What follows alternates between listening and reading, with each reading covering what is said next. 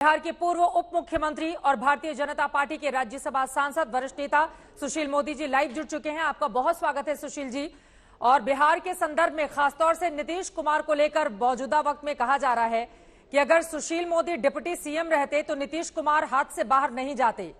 गड़बड़ हो गई बीजेपी से, कहीं इस वजह से महागठबंधन में चले गए नीतीश। देखिए, मुझे तो लगता है कि अच्छा हो गया कि मैं इस दलदल से बाहर निकल गया और राज्यसभा चला गया और मुझे देश के चारों सदनों को देखने का मौका मिल गया।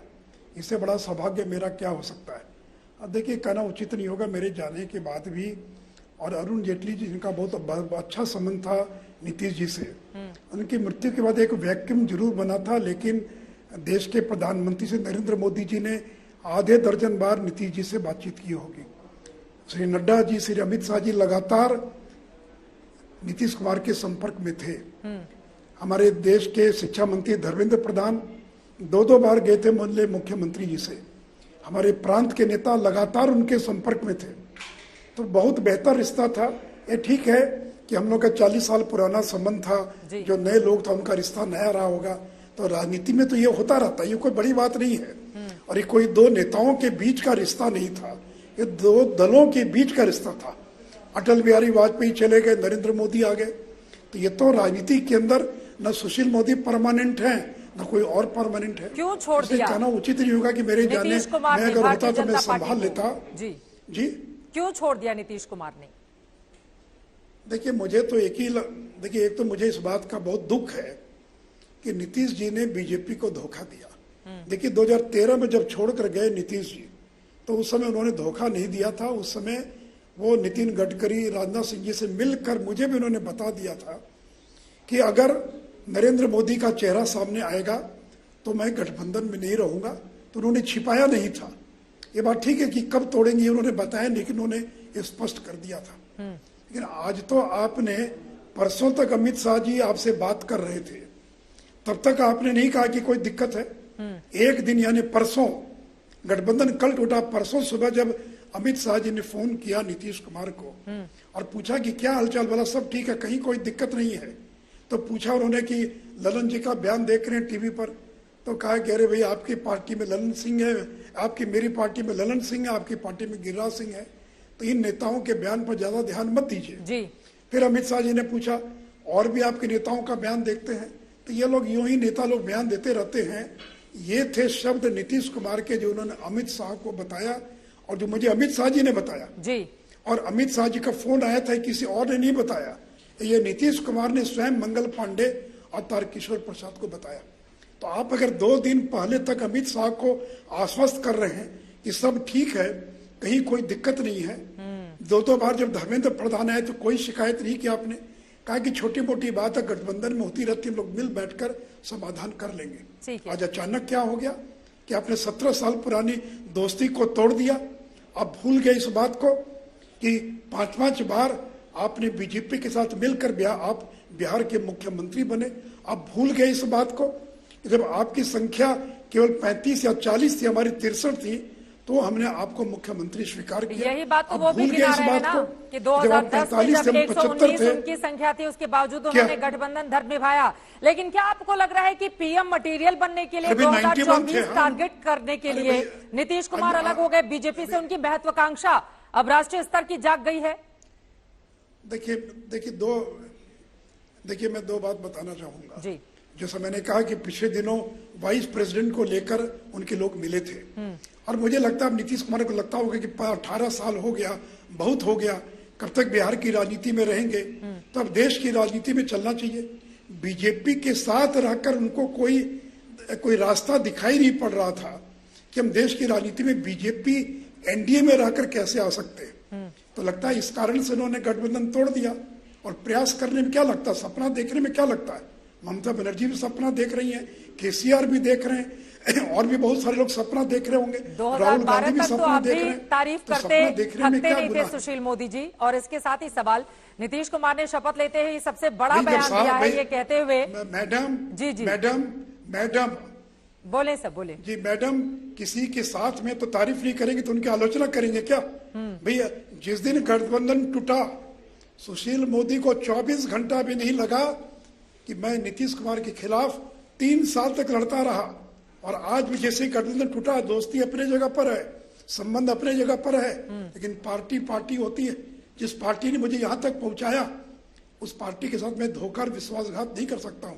जब नीतीश जी साथ में थे तो स्वाभाविक है कि उनकी प्रशंसा करेंगे, क्यों उनकी आलोचना करेंगे। तो इसलिए ये पीएम मटेरियल है कि नहीं है नीतीश कुमार? आज वो जो सपना देख रहे हैं, अरे भाई पीएम मटेरियल तो मैं भी हूं, आप भी हैं, अंजना ओम कश्यप नहीं है क्या?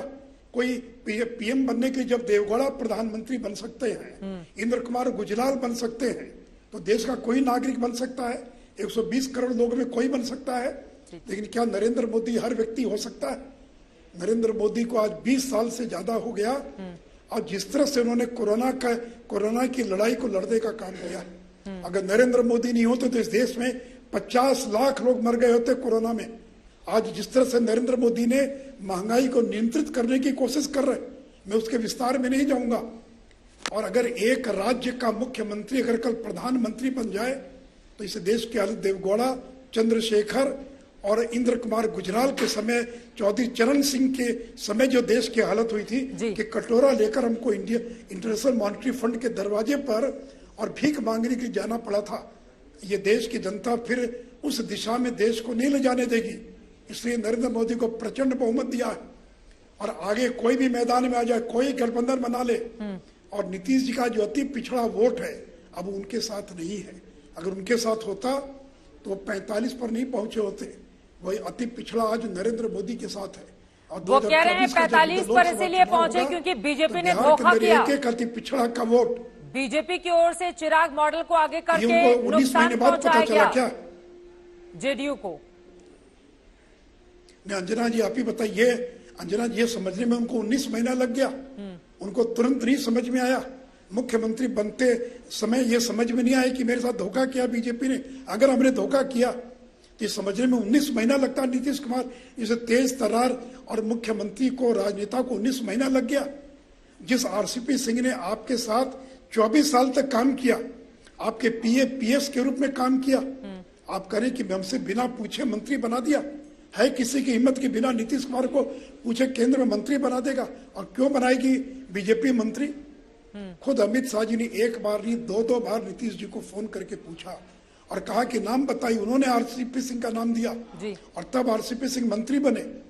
और 2019 में जब नरेंद्र मोदी दूसरी बार प्रधानमंत्री बने तो बीजेपी ने तय किया कि हर एक सहयोगी दल के एक व्यक्ति को हम मंत्री बनाएंगे।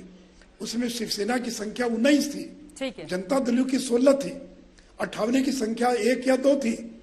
और उस समय जब नीतीश जी को कहा गया कि अब नाम दीजिए, तो नीतीश जी ने कहा कि देखिए नाम देने में मुझे कठिनाई है, पार्टी में एक मतता नहीं बन पा रही, अभी छोड़ दीजिए, बाद में देखा जाएगा।